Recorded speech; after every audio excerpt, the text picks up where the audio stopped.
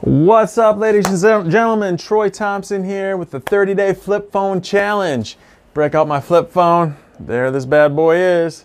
Wife should be calling me pretty soon to get home to have dinner with the family, but I wanted to shoot this video real quick.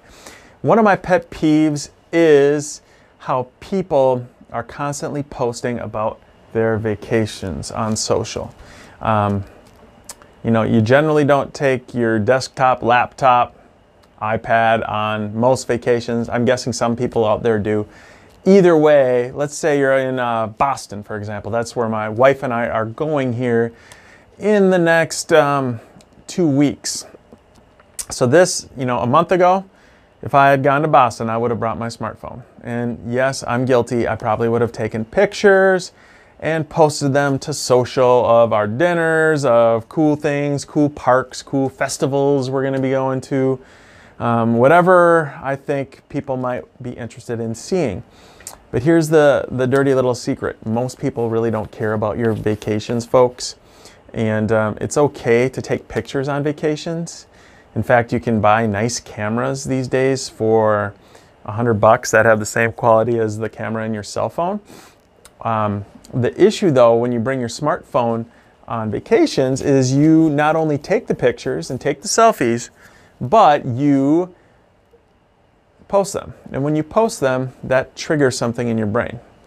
So now you post this wonderful dinner you and your spouse go out to in Boston, and you take pictures of it, and then a few minutes later you're like, I'm gonna check to see if I've got any likes or comments. And wow, you check, there you got 3 likes, 1 comment. Ooh, who wrote the comment? Check the comment out. Guess what? Gary Vee says, here's my guy, Gary Vee. I love him. Jab, jab, right hook. And I believe in that philosophy.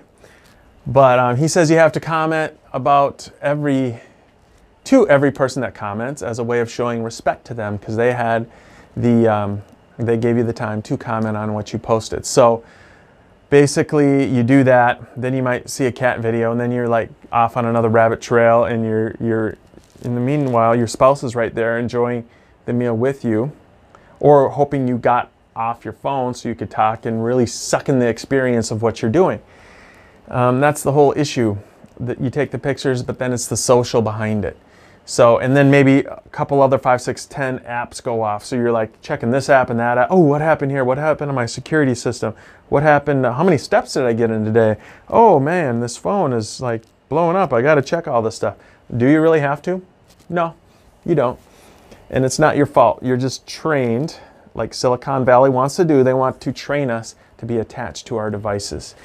And just watch TV. Every other commercial is a new cell phone, and how glamorous it is to have the best cell phone with the best camera taking abilities.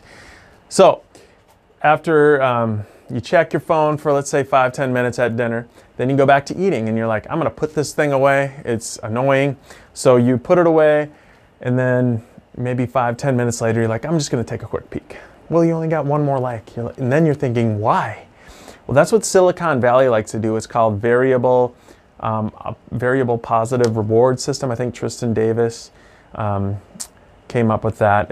He says basically smartphones are digital slot machines. So you pull it, you might get some likes and comments. You pull it again, you might not get anything. But you're addicted to that dopamine rush, especially when you get the likes and comments. And when it's variable, you never know, which forces you to check your phone more and more. So now they purposely didn't show additional likes and comments, but maybe another half hour later, you get 5 more comments. And then you might not get any. And then you're checking your phone all throughout the night instead of enjoying your vacation with your significant other. I hate smartphones on vacations. If you like to take pictures, bring an actual camera. Like I said, I'm going out to Boston in the next 10 days or so, and I'm going to bring a smartphone. Or a flip phone.